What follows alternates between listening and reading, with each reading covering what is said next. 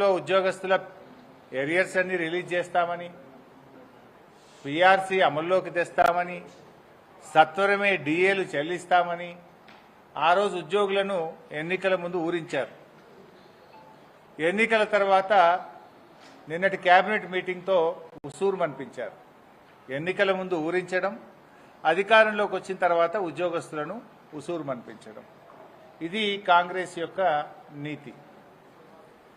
నిన్నేం చెప్పిండ్రు? ఒక్క డిఏ ఇస్తాం, దానికి ఎన్ని కథలు. ఆ ఇచ్చిన ఒక్క డిఏకు మంత్రులతో సబ్ కమిటీ, ఐఏఎస్ అధికారులతో సబ్ కమిటీ, పెద్ద మనుషులతో ఒక సబ్ కమిటీ. పెద్ద మనుషులు అంటే అడ్వైజర్లు, కేశవరావు గారు అట్లా అడ్వైజర్లు ఉన్నారు. ఉద్యోగస్తులతో మాట్లాడనీకి, ఉద్యోగస్తులతో చర్చించి వాళ్ళ పీఆర్సీ, వాళ్ళ డిఏలు, వాళ్ళ బకాయిలు చెల్లించడానికి ముచ్చటగా 3 కమిటీలు వేసిండ్రు. మంత్రులతో సబ్ కమిటీ, ఐఏఎస్ అధికారులతో సబ్ కమిటీ, పెద్ద మనుషులు అడ్వైజర్లతో ఒక సబ్ కమిటీ. ఏదో అంటారు చూడు, ఇంత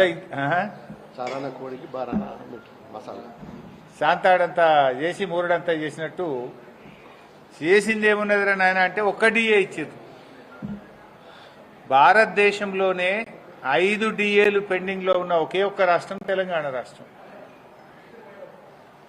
ఇలా ఒక డిఏ ఇవ్వడానికి ఈ 3 కమిటీలేంది, ముచ్చట్లేంది, 5 గంటల కేబినెట్ లో చర్చ ఏంది, ఆ ఒక డిఏ ఇచ్చుడేంది. పీఆర్సీ ఊసేలేదు. ఉద్యోగస్తులకు మన ఓపీఎస్, సిపిఎస్ అంటే ఓల్డ్ పెన్షన్ స్కీమ్ తెస్తామని చెప్పి హామీ ఇచ్చింది కాంగ్రెస్ ప్రభుత్వం. ఓపీఎస్ గురించి మాట్లాడరు, పీఆర్సీ గురించి ప్రస్తావనే లేదు.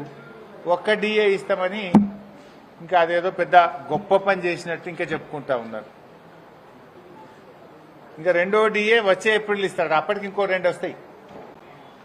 ఏడాదికి 2 డిఏలు వస్తాయి ఉద్యోగస్తులకు. నువ్వు కొత్తగా ఇచ్చేది ఏంటి? అప్పటి వరకు ఇంకా 2 వస్తాయి, మళ్ళీ 6 అవుతాయి, 5/6 అవుతాయి. అంటే ఇలా ఉద్యోగస్తులను రాచి రంపాన పెడుతున్నారు. ఉద్యోగస్తులను నిట్ట నిలువునా ముంచుతున్నది కాంగ్రెస్ ప్రభుత్వం.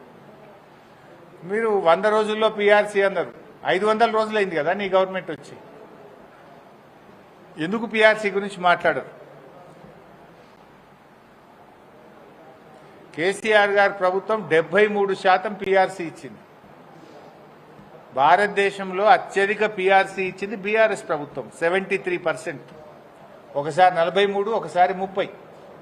మరి మీరెందుకు ఇవ్వలే పీఆర్సీ? ఆ రోజు ఇంకా మెరుగైన పీఆర్సీ ఇస్తాం, 100 రోజుల్లో ఇస్తాం, డిఏలు ఇస్తాం, బకాయిలు ఇస్తాం. ఏమైంది? ఆ రోజు అర్రాస్ పాట పాడింది. ఈరోజేమో కమిటీలు వేసి కాలయాపన చేస్తున్నారు. 3 కమిటీలు వేసి నువ్వు కొండందవి ఎల్కందవి పట్టినట్టు 3 కమిటీలు వేసి నువ్వు చేసింది ఏంది? ఒక డిఏనా? ఇప్పటికైనా బీఆర్ఎస్ పార్టీ డిమాండ్ చేస్తుంది, తక్షణమే 3 డిఏలు చెల్లించాలని ఉద్యోగుల పక్షాన బీఆర్ఎస్ డిమాండ్ చేస్తుంది. ఓల్డ్ పెన్షన్ స్కీమ్ మీరు ఇచ్చిన మాట ప్రకారంగా ఓపీఎస్ ను తీసుకురావాలని కోరుతున్నాము. తక్షణమే బీఆర్ఎస్ ఇచ్చిన దానికంటే ఎక్కువ ఉద్యోగస్తులకు ఇవ్వాల్సినటువంటి పీఆర్సీని ఇవ్వాలని మేము డిమాండ్ చేస్తున్నాము. మేము 43 ఇచ్చాం, మీరు అంతకంటే ఎక్కువ ఇవ్వండి, ఇస్తామన్నారు కదా. ఇలా ఉద్యోగస్తుల్ని ఏసీబీ కేసులు పెట్టి విజిలెన్స్ దాడులతోని రాచి రంపాన పెడుతున్నారు ఉద్యోగస్తులను, భయభ్రాంతులకు లోన్ చేస్తున్నారు ఉద్యోగస్తులను. ఇలా రాష్ట్రంలో అప్పులేని పంచాయతీ సెక్రటరీ లేడు. దుబ్బాకలో ఏ ఊరికన్నా పోదాం, ఏ పంచాయతీ సెక్రటరీ అయినా కలిగింది.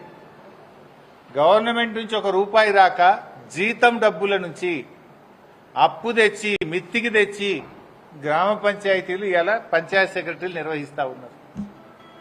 ఏ పంచాయతీ సెక్రటరీ కన్నా ₹1 లక్ష 2 లక్షల అప్పు. అసలు వాళ్ళకు ₹1 వస్తలేదు గ్రామ పంచాయతీ. ఊళ్ళోనేమో సర్పంచులు లేరు. ప్రజలు ఏమైంది? మోటార్ కాలిపోయింది సంగతి ఏంటని సెక్రటరీ మీద పడుతుంది. బుగ్గలు కాలిపోయినాయి, బుగ్గలు ఎప్పుడు వేస్తామని సెక్రటరీని అడుగుతుండ్రు. గ్రామ పంచాయతీలో చూస్తేనేమో 0. ఉద్దర తెచ్చి మితికి తెచ్చి అప్పు తెచ్చి డీజిల్ పోసి నడుపుతున్నారు. సగం గ్రామ పంచాయతీల్లో ట్రాక్టర్లు మూలగబడ్డాయి.